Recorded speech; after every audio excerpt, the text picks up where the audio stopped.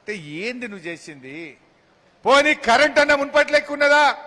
24 గంటల పోయి 13 గంటలకో 14 గంటలకు వచ్చింది ఇప్పుడు. అంటే ఇవాళ రైతును అన్ని రకాలుగా ఆగం చేసిండు.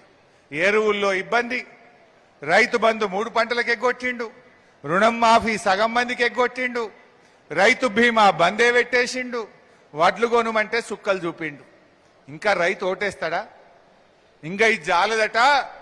ఇప్పుడు రైతు డిస్కాం దేబోతా ఉన్నాడు. రైతు డిస్కాం బాగా వినాలి రైతులు.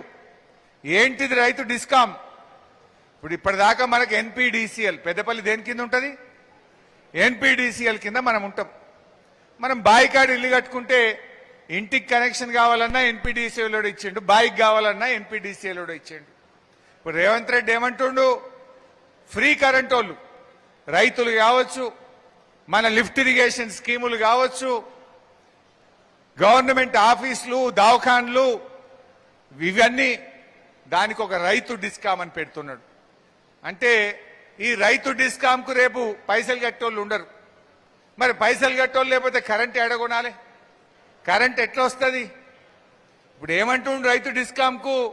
జీవో నంబర్ 8 అని ఒక జీవో ఇచ్చిండు రేవంత్ రెడ్డి. బాగా వినండి. ఇది అమల్లోకి వస్తే అసలు కాంగ్రెస్ వాడు రేపు ఊళ్ళలో కూడా రాడిగా. ఇప్పుడు మొన్ననే ఈఆర్సీ ముందు వాదనలు అయిపోయినాయి. ఈఆర్సీ ఉత్తర్వుల కోసం వెయిట్ చేస్తా ఉన్నారు. ఆ జీవో నంబర్ 8 ఏమంటదంటే,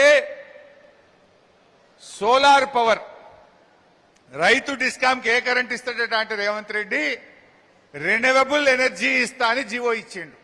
రెన్యూవబుల్ ఎనర్జీ అంటే ఏంది? Solar power, wind power. మన దగ్గర గాలితోని కరెంట్ తయారేది పెద్దగా లేదు తెలంగాణలో. ఇక ఉన్నది సోలార్ పవర్. సోలార్ పవర్ అంటే ఎప్పుడు వస్తుంది? పొద్దుగాల ఎండగొట్టి ఇంకా షురు అవుతుంది, సాయంత్రం ఎండ బంద్ కాగానే బంద్ అవుతుంది. అంటే పొద్దుగాల 7-8 గంటలకు బాయికాడ మోటార్ వెలుగుతుంది, వస్తుంది కరెంటు, సాయంత్రం 5 కాగానే బాయికాడ కరెంటు పోతుంది.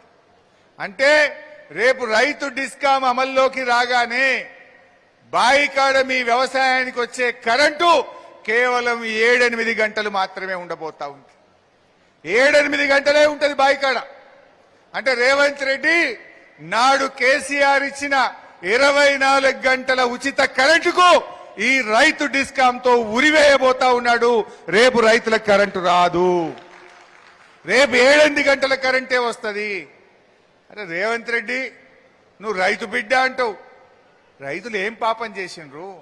ఉన్న కరెంటు ఉడగొడితివి, రైతు బంధు ఎగగొడితివి, రైతు బీమా బంధు పెడితివి, ఎరువులు సరఫరా చేయకపోతివి, వడ్లు కొనకపోతివి.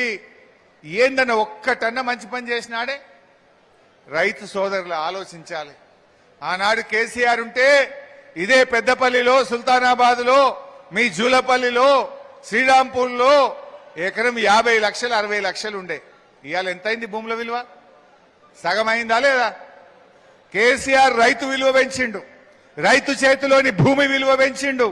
ఇవాళ కాంగ్రెస్ వచ్చినాక రైతు గౌరవం తగ్గింది, రైతు చేతిలోని భూమి విలువ కూడా తగ్గుముఖం పట్టింది. ఏమనంటే ధరలు పెంచుడే. పెంచంది ఏమని ఉన్నదా రేవంత్ రెడ్డి? మీరు మోటార్ సైకిల్ కొనుక్కుంటే దాని మీద 5,000 ట్యాక్స్ వేసిండు. ఇక రేపటి నుంచో ఎల్లుండి నుంచి సీసాలకు కూడా పెంచుతారట. నిన్ననే భూముల ధరలు పెంచిండు. ఎవరైనా పేదవాడు బిడ్డ పెళ్లికో, పిల్లల చదువుకో, దావఖానకో భూమి అమ్ముదామంటే రిజిస్ట్రేషన్ ఫీజులు పెంచిండు. రిజిస్ట్రేషన్ ఫీజులు పెంచుతీవి, మందుబాబులకు ధరలు పెంచబడితివి, ఆర్టీఏ ట్యాక్సులు పెంచితివి, ఇచ్చేది మాత్రం ఎగబెడితివి. ఇచ్చే రైతు బంధు ఎగబెట్టిండు, పిల్లలకు ఫీజు రియంబర్స్మెంట్ ఎగబెట్టిండు, తులం బంగారం ఎగ్గొట్టిండు, ఇచ్చే పథకాలు బంద్ పెట్టిండు, ధరలు మాత్రం పెంచిండు. ఇంకా కాంగ్రెస్ కోటేస్తారు ఎవడన్నా? అసలు రైతులు ఓటేయకుండా మళ్ళా రేవంత్ రెడ్డి ప్రభుత్వం వస్తుందా? అందుకే అంటున్నా నేను, తల కిందికి పెట్టి కాళ్ళు మీదికి పెట్టినా రేవంత్ రెడ్డి మళ్ళా గెలిచేది లేనే లేదు.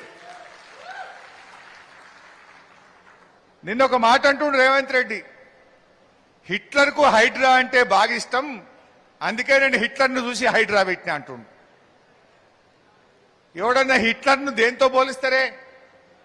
ఎవడన్నా ముఖ్యమంత్రి అంటోనికి బాగా ఫకర్ వస్తే, ముఖ్యమంత్రి అంటోనికి బాగా అహంకారం నెత్తికెక్కితే, అరే వీడు హిట్లర్ లెక్క తయారైందిరా అంటారు.